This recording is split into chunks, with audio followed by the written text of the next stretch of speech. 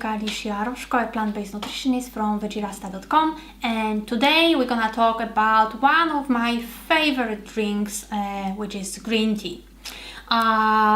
My go-to company to get all sorts of green tea is Tea Artisan, and you can see the products here.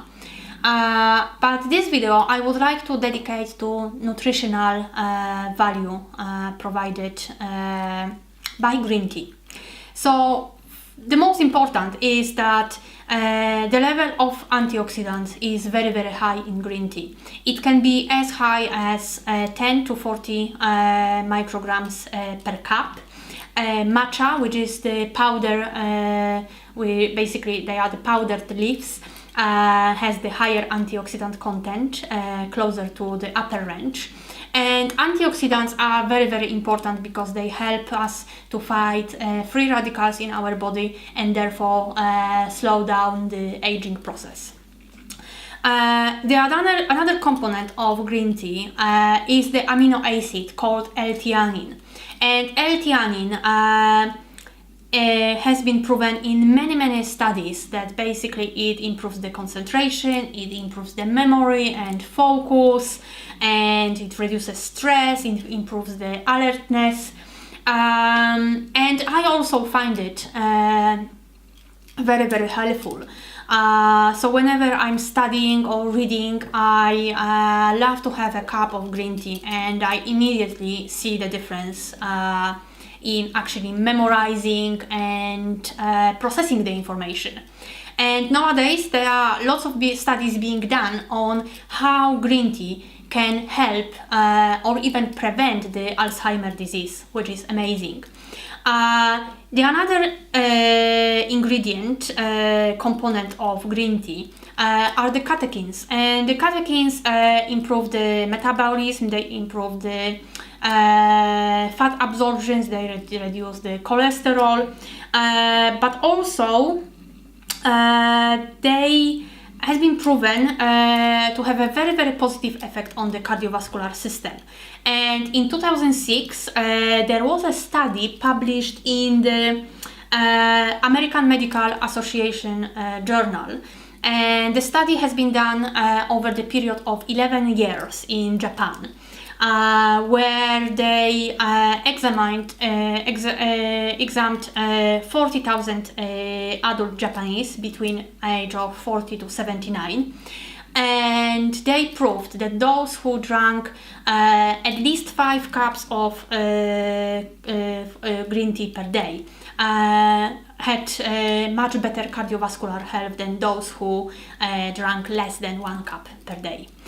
So it's very amazing. It was very interesting and extensive study, so I highly encourage you to Google it and check. It's very fascinating. And there are lots of different types of green tea. So here in the teapot I have the umami tea from Tea Artisan, which is the sencha tea. And basically it's very important to remember that the tea, ideally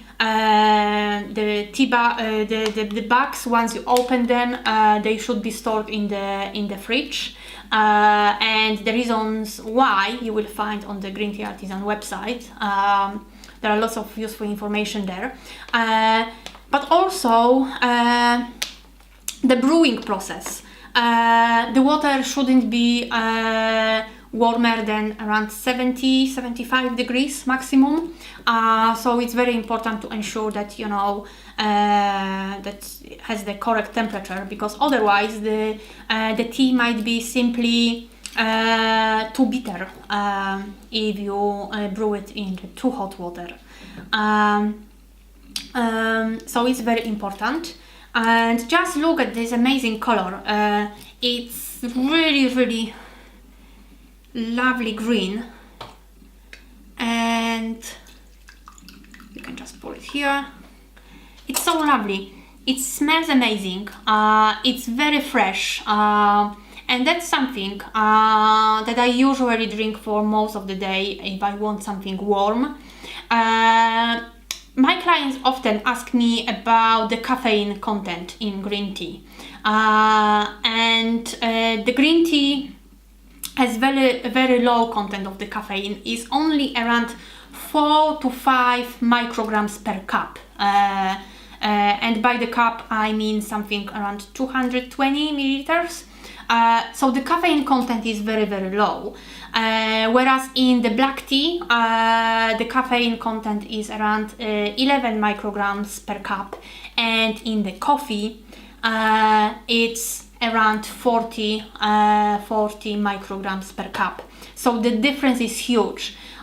So when you just need a gentle energy boost, you can just get, green tea, and thanks to L-theanine, especially if you have some kind of like the mental work or studying or processing lots of information, green tea is definitely much better, and it doesn't cause the energy spikes, and you will not get tired and sleepy after 1 hour or 2 hours, and your energy will remain on the constant level. And it smells amazing, it tastes amazing. The umami tea, it's slightly grassy, but also when you drink it, you have the very sweet aftertaste. So definitely try it. Another tea that I really like, it's kind of like the cold tea, which is completely different from what we get used to. I find it very refreshing during the summer months, and that's the Four Season tea, which is the blend of sencha and matcha. And what you actually do, they are being packaged in as the tea bags. It's kind of like the large tea bag, like here. And you just basically take one tea bag, put it in the glass bottle, and pour up to 3 liters of water, I would say. But here I've got a 1 liter, and it's basically, if we just shake it a little bit, you can see that it's basically releasing the, the color and everything. And you usually can change depending on how strong you like your green tea to be. You can pour more water later on, but up to 3 liters. That's what I found, and that's what is recommended by the Green Tea Artisan as well. So I usually just pour a little bit, and then I replace, I replenish the water, and it's amazing cold drink during the summer months. But my absolute favorite is the matcha tea. And matcha tea is it's basically the powder, very green, very rich in color. And basically I'm going to show you how to prepare your matcha tea. So they've got very cute packaging, and as the recommendation here is half a teaspoon mixed with 200 milliliters of water, and just look at this beautiful green color. It's absolutely amazing. Just look here. So the color is beautiful, and what we're gonna do now, we're going to prepare the matcha tea, and I have some warm water, so I'm gonna pour a little bit into the mixing bowl.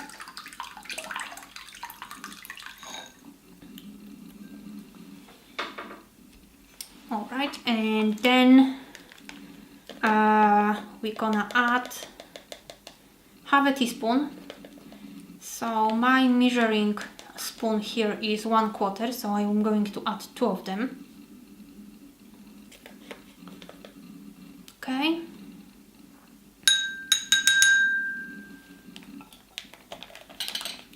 And we're gonna take the stirring brush and mix quite quickly, vigorously, I would say. till the powder is basically mixed with the water and almost dissolved.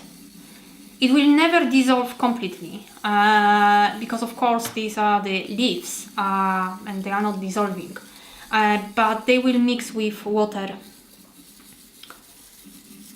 and the color is absolutely beautiful.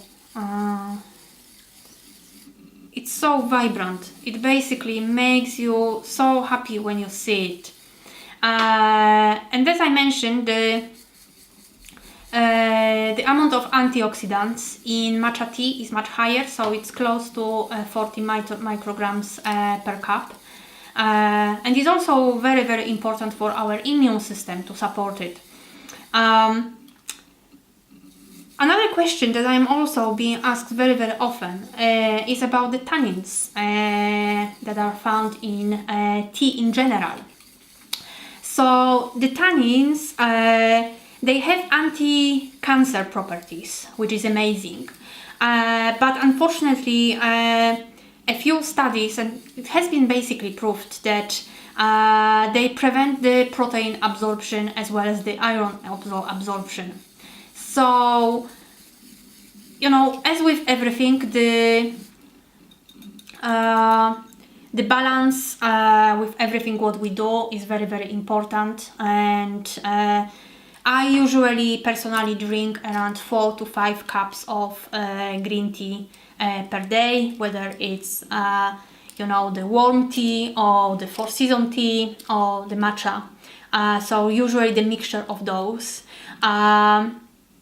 But it's very, very important that you don't really you know, go over it, like, you know, 10 cups per day or more. So the balance is always important.